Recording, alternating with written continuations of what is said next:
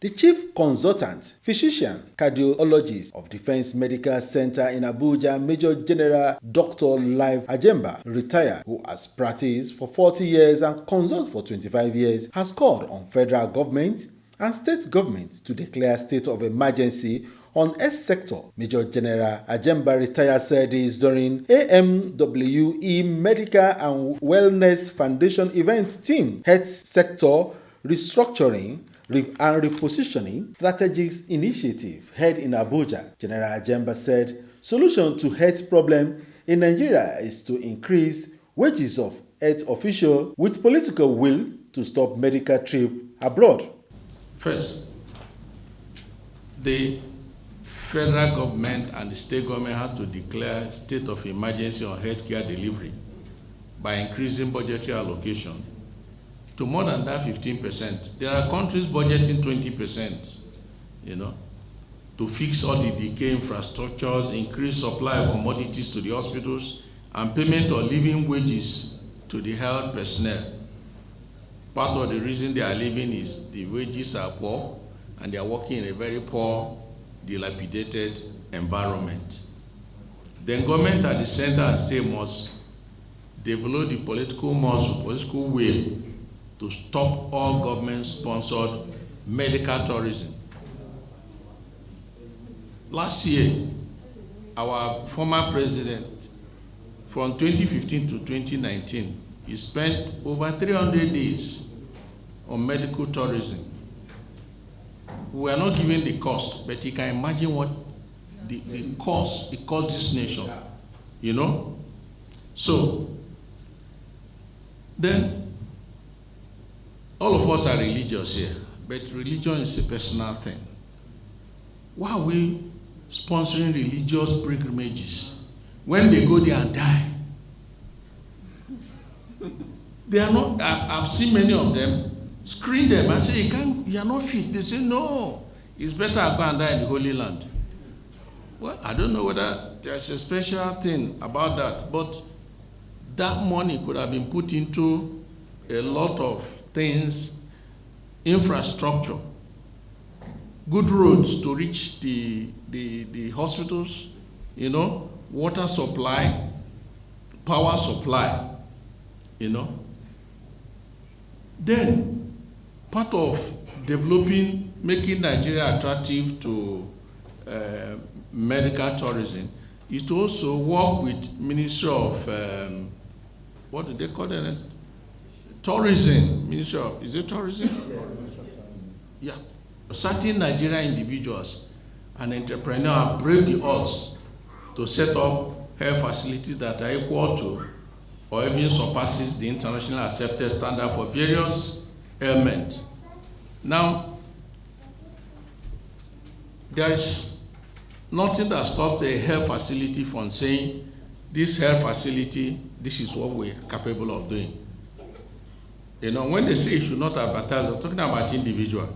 They cannot, if you say that this hospital is capable of this, this hospital is capable of this, then if you have CT scan, tell us what your CT scan can do, MRI, and then we have heart surgeons, we have cardiologists, we have this.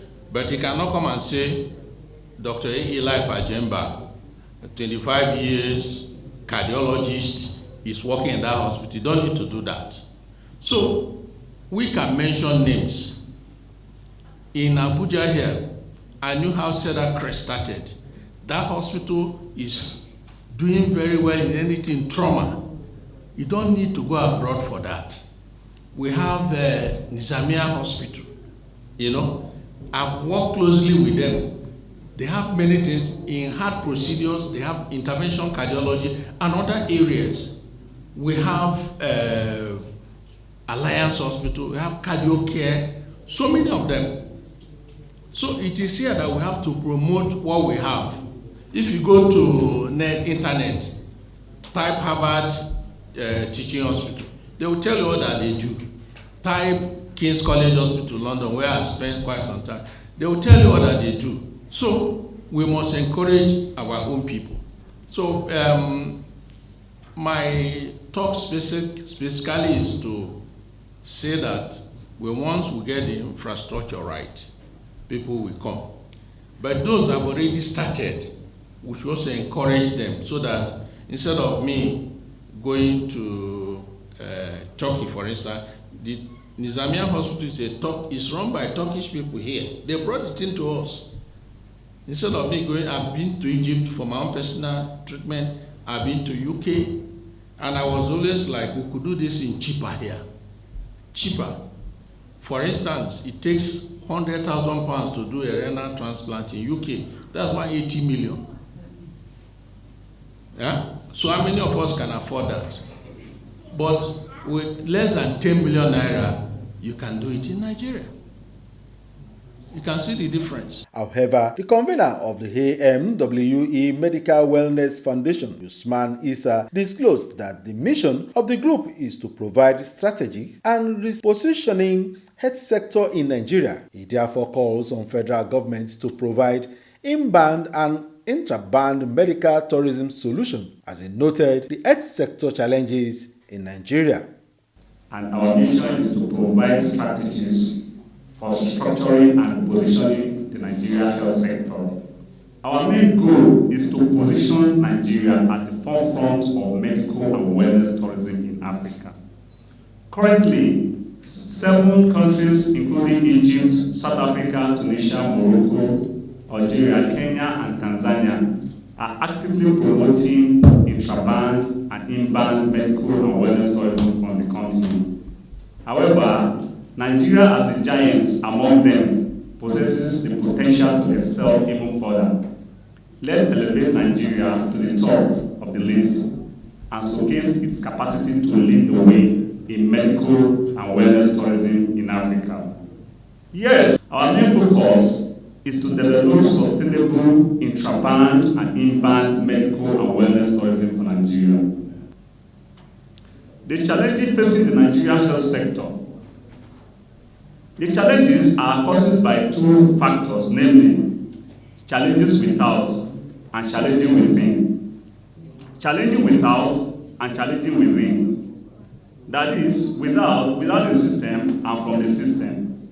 Absence of enabling environment can be solved by government, because it's the responsibility of government to provide an enabling environment for business, as we know. So we don't have that power to, for example, to do roads. But that causes lack of enabling environments are 1, government policies.